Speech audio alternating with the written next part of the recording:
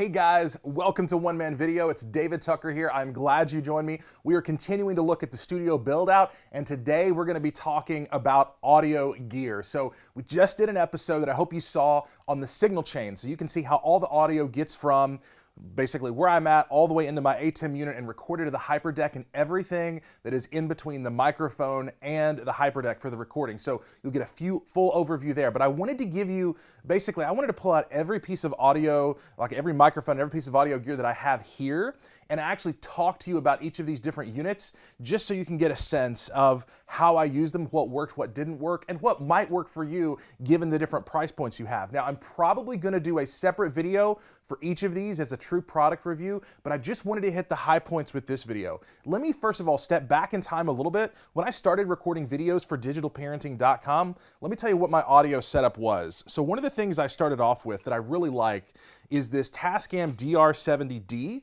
This is a multi-track recorder, and you'll notice here this actually can screw onto the bottom of your DSLR camera, and what this allows you to do is record directly to SD. And it's got XLR inputs. It actually has four. It got three on one side, one on another, and so you could actually take microphones and actually plug them straight into here, and you could either record a mixed version. There's little knobs on the front. You can actually mix the four different inputs, or you can actually record a multi-track version to where on the SD card, it'll output each as a separate file that you can then go back and mix together. So this was a good unit. This was a good start for me. Again, this was when I was doing everything in post-production where I would take multiple cameras and the audio, sync them together with Pluralize, and then drop them into Premiere and do the editing.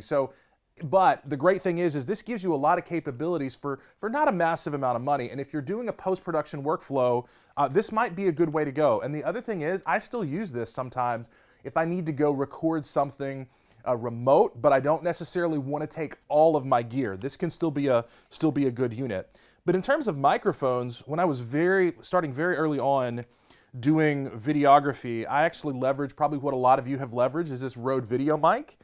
This is a boom style microphone that you can mount directly on top of the camera, and it actually can plug into the camera directly, so you can actually record direct to the camera. And this has been a good unit, but this is an absolute improvement over what you would get from the camera audio. But you know, once I started using this and started looking at some other options, I quickly decided this was not for me, for this kind of shooting that I'm doing here in the studio. So I've transitioned to actually using Sennheiser wireless microphones for most of my audio. So here is a Sennheiser EW-G4 series lav microphone, and I'm wearing a very similar one right now. And then you can notice here that I've actually got the version that's specifically designed to work with a camera, because you actually can take this and just mount this directly on top of the camera, and then take this XLR and plug it into whatever you're using, whether your camera has an XLR adapter or you're using something like the Tascam unit that I showed you earlier. So this is still my preferred go-to approach for audio. So in my case, and I'll really quickly go back and just show you guys if you missed the previous video, if we look here is my current setup. So this wireless microphone, it actually goes into a little 8-channel snake that I have here that's about 2 feet from me right now. And then it goes into the Tascam Model 24.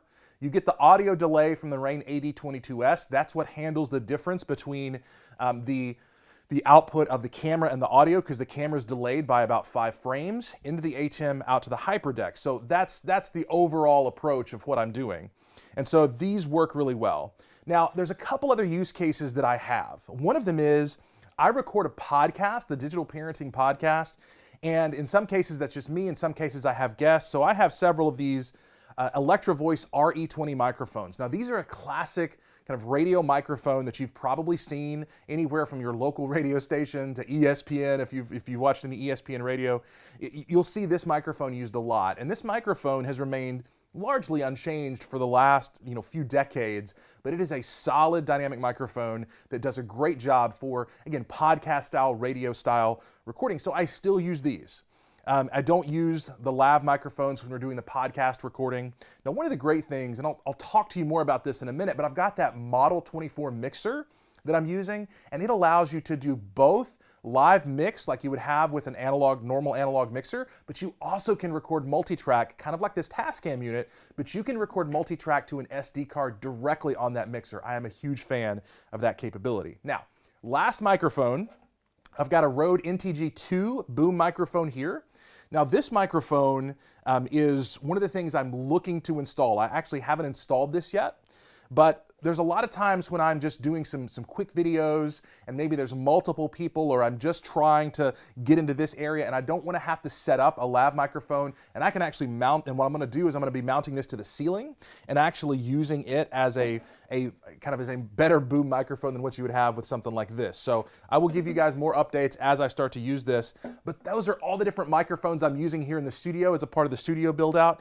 If you can afford to get the lav microphones, that's going to be a great fit for you. The other thing that I would say is if you can't and you just have money to start with something like this Rode video mic, that is going to be a great start, and it is going to be so much better than what you would get just with your camera. Now, another thing we're going to be doing in the future, probably next week in terms of the build out, we'll be talking about the acoustic treatment that we put here. You probably haven't seen it because I haven't done a studio tour yet, but I'm actually in kind of what used to be my workshop area, and I've built this out, and there's concrete floors, there were just bare walls, and so we had to do some work to get the audio working. So I'll talk to you about all the acoustic treatments that we did. But this is my audio gear episode. Thank you for joining us here on One Man Video.